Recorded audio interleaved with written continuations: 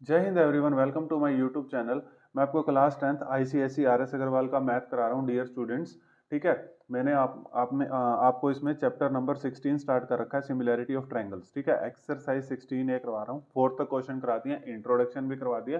तो मैंने प्लेलिस्ट बना दी है। सबसे पहले आप फर्स्ट वीडियो से देख के फिर इस वीडियो को देखना डियर स्टूडेंट्स। आरएस अग्रवाल की बुक है और चैप्टर नंबर 16 है सिमिलैरिटी ऑफ ट्रायंगल्स। देखो जी, इसमें मैंने आपको बीपीटी के बारे में बताया था। अब आगे अगर आता है किसी क्वेश्चंस में, पहले मैं आपको रिजल्ट बता दूंगा, फिर उसके बाद मैं आपको क्वेश्चंस करा दूंगा। अब क्वेश्चन नंबर 5 देखिए प्यारे बच्चों। ठीक है, तो ये एक थ्योरम पे बेस है। ये क्वेश्चन एक थ्योरम पे बेस है। ठीक है, तो वो थ्योरम आपको याद करनी पड़ेगी। देखो, ये कहते हैं ट्रायंगल एबीसी, एक ट्रायंगल है एबीसी, एडी जो है बाइसेक्टर है, एडी बाइसेक्टर है एंगल ए का। अभी समझाता हूँ बाइसेक्टर का मतलब क्या होता है। ठीक है, इफ बीसी, बीसी जो दे रखा है वो 10 है, यहाँ पे लिख लीजिए प्यारे बच्चों, बीसी जो है वो 10 है और बीडी जो है वो 6 है। अगर बीसी 10 है, बीडी 6 है, तो ये डीसी कितना होगा प्यारे बच्चों? 4 होगा। ठीक है, सबको पता है ये तो। 10 में से 6 गए 4। अब एसी भी दे दिया इसने, एसी 6 दे दिया है। और क्या फाइंड करने के लिए कह रहा है? ए बी फाइंड करने के लिए कह रहा है। डियर स्टूडेंट, सबसे आसान क्वेश्चन है, थ्योरम पे बेस है। अभी मैं बता देता हूँ। अगर किसी भी ट्रायंगल में आपको ये गिवन हो, आप डायरेक्ट इस क्वेश्चन को करके आना। थ्योरम होती है एक, उसके प्रूफ की जरूरत नहीं है। किसी भी ट्रायंगल में आपको एडी, जैसे एक बाइसेक्टर मिल जाए। ठीक है, जैसे इसने कहा AD is the bisector of angle A. Bisector का मतलब ये होता है कि ये वाला एंगल इस एंगल के इक्वल है। ठीक है, बाइसेक्टर मतलब, बाय मतलब दो, सेक्टर मतलब सेक्शन, दो सेक्शन में बांट देना। तो ये एंगल इसके इक्वल है। AD is the bisector of angle A, तो ये एंगल इसके इक्वल है। ऐसा कुछ भी मिल जाए तो हमेशा क्या होता है, इन एंगल के, ठीक है, इस एंगल के, जैसे इस एंगल के अपोजिट साइड का रेशियो इक्वल होता है। कैसे? मैं भी आपको बताता हूँ प्यारे बच्चों। देखो किस तरीके से साइड का रेशियो की बात कर रहा हूं मैं। ठीक है, इसके अपोजिट है अपने पास बीडी। ठीक है, इस ट्रायंगल में।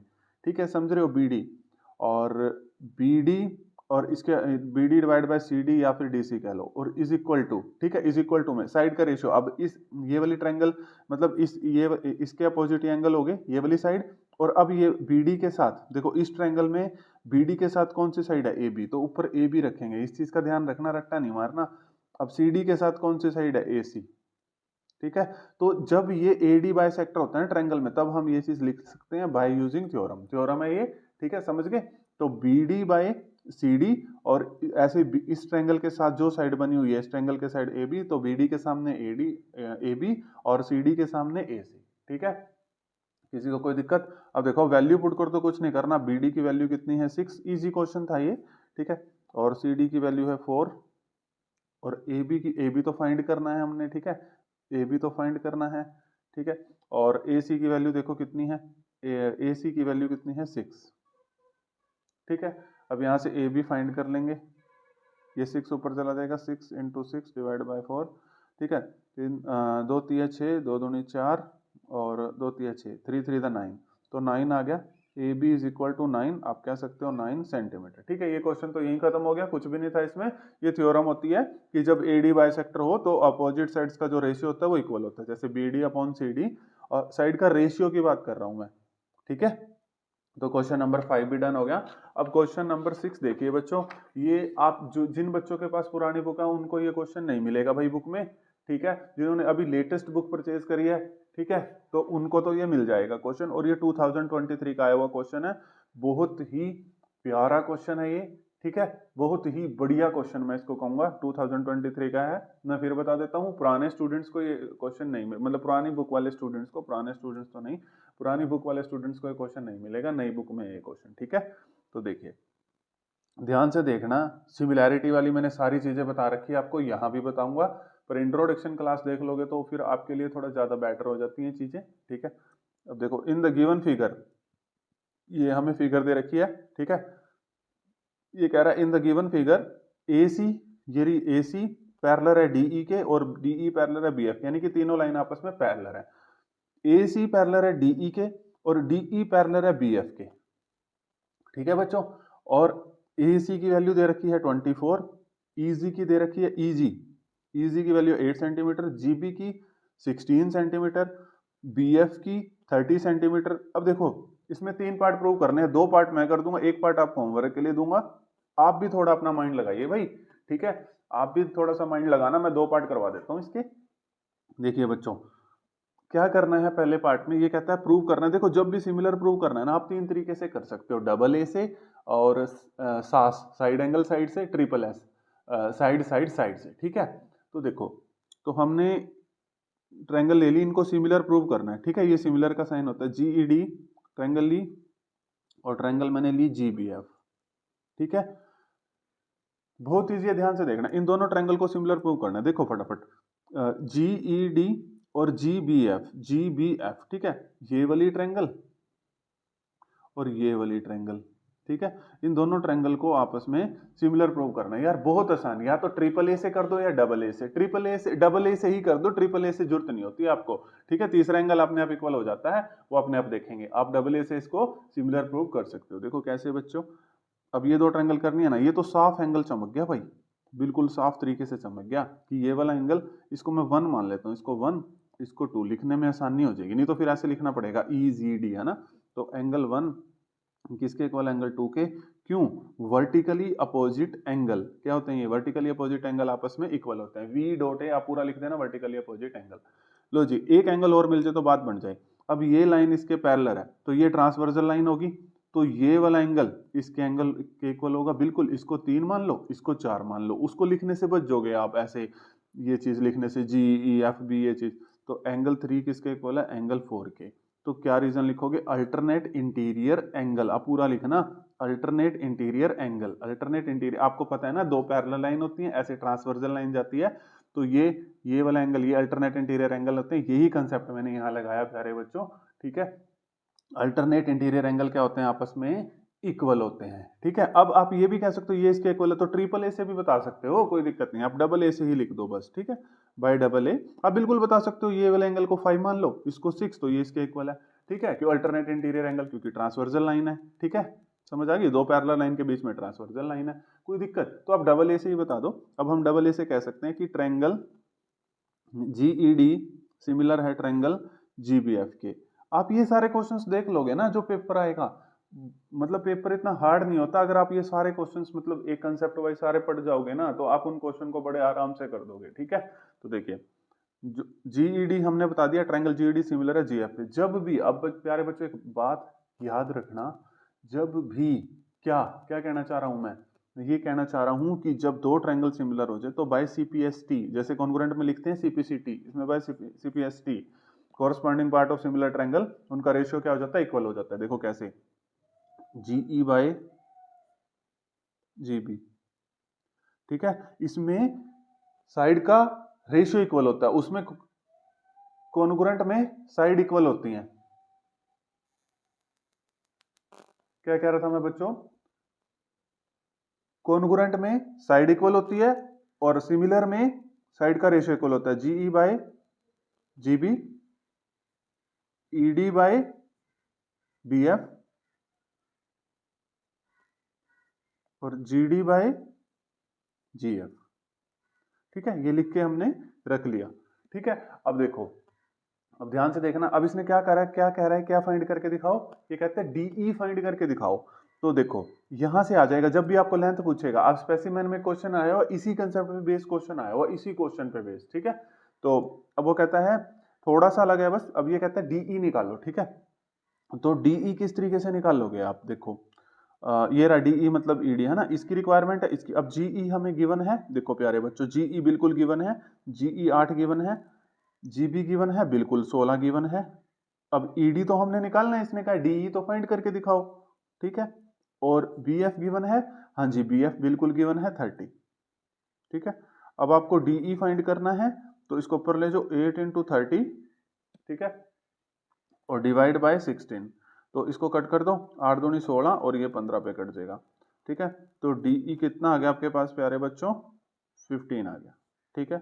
किसी को कोई दिक्कत हो तो बताओ, ठीक है। डीई की वैल्यू कितनी आ गई, 15 आ गई।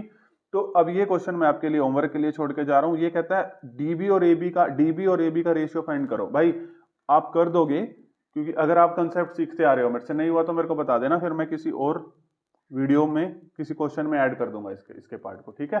अभी मैं आपके लिए होमवर्क के लिए छोड़ रहा हूँ, क्योंकि मैं भी चाहता हूँ कि आप लोग भी दिमाग लगाएं, जस्ट देख ही जा रहे हो क्वेश्चंस को, उसका कोई फायदा नहीं है, ठीक है। अब हम क्वेश्चन नंबर 7 पे आते हैं।